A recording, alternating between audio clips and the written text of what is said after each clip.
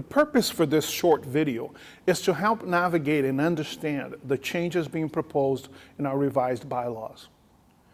This video is part of a series of documents available to you that are aimed at highlighting the changes being proposed. This video in particular will focus on giving you an abbreviated view of the collaborative model and its components. Since the changes to our operating bylaws are being made to accommodate this new style of governance, it becomes important to obtain a level of knowledge about it. The first question is, what is the collaborative model? Well, the collaborative model is a new form of governance that is best suited to coordinate multiple independent organizations serving a similar constituency. In a case of the MBs in Canada, we have 6 independent provincial conferences, 2 national agencies, and 1 national conference, all who can operate very independently, but we serve and respond to the same constituency. The same churches are telling us what they want achieved on their behalf. This new collaborative model helps us to coordinate our efforts in order to minimize redundancies and maximize results.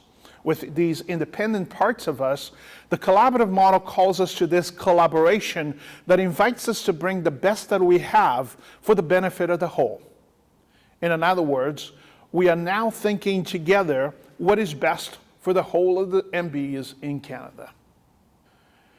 The collaborative model also creates an accountability system that is more robust than what we have at present. It invites church delegates, but also invite provincial boards to speak into matters and to vote into matters that are relevant for all of us. In other words, a board of boards together with church delegates will have a greater influence and greater voice in what we decide to do as MBs in Canada. The collaborative model also creates an invitation to all parts of the MB family into the designing and then the executing phases of our collective plans. We are no longer isolating ourselves and creating isolated plans, but we are working together, thinking through what's best for this family of churches in this country, and then inviting our best abilities to then executing those plans moving forward. What is new with this new system of governance? Well, there are 3 things that we're proposing to you that are new. First, we are proposing to you the creation of the National Ministry Team. The National Ministry Team that is already meeting is a collection of all the senior staff of all of the agencies and provincial conferences and national conference and the National Faith and Life Team coming together and bringing their collective knowledge of the ministries that they represent to form an idea or a plan for how that we as a whole will behave. What is our mission? Who's going to do it? How it needs to be done? How can it be funded? All of these questions began their process at the National Ministry table. We're also introducing the National Assembly. The National Assembly are what we call a board of boards. These are all the boards of all the provincial conferences and all the national agencies together with the executive board of the national conference and the National Faith and Life Team coming in collectively to help plan what best suit us all in Canada, and then to take a level of ownership over it before passing it on to the churches or to the General Assembly for voting. The National Assembly is an important piece of this because it's only by having all of us owning things together that we can properly coordinate our efforts. The General Assembly, the next step over, is the collection of all of the members of the MBs in Canada. This General Assembly, when gathered, will make all the necessary decisions. All the voting will take place through the General Assembly and will begin to make decisions for the whole of Canada. These decisions are important because when we make them, we'll own it, we'll help to then facilitate the elements of these plans that we agreed to come to fruition, both financially and with human resources.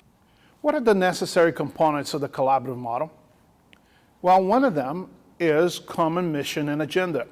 For us to be able to coordinate our efforts, it's important that we actually design it together, that we agree together that this is the mission and the agenda to carry out the mission.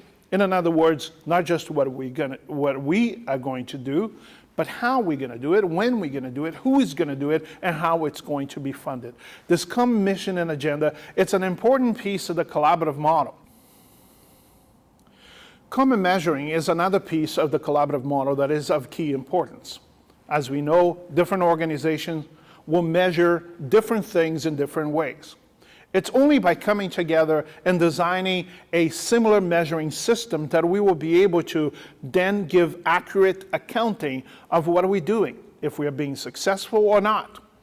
We need to define what are we measuring, how many times are we measuring that, and how we are reporting it.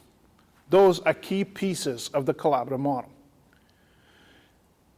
Clear relational structure is actually another piece of the collaborative model that is of key importance. We talked about the polity for the MBs in Canada. This is where it fits. It fits right here. How do we define the relationship between national and provincial, between national and churches, between provincial and churches, between our agencies and churches? All of those relational pieces need to be defined clearly. Who has authority to speak in whose behalf, and what's the limitation of those authorities need to be defined in this area of clear relational structures. It is in this part that we are going to begin to call ourselves to binding regulations of how do we behave with each other. And last but not least, it's also important to have a principal organization. The principal organization is not the most important organization, but it's principal only in a fact that it carries the principal responsibility for maintaining the relationships and the systems that maintains the collaborative model. All of these four things are key for us. And with this, you have now an abbreviated introduction to the collaborative model. Now you'll be able to look for these elements in the bylaws that you are reading. I hope that this has been of help to you.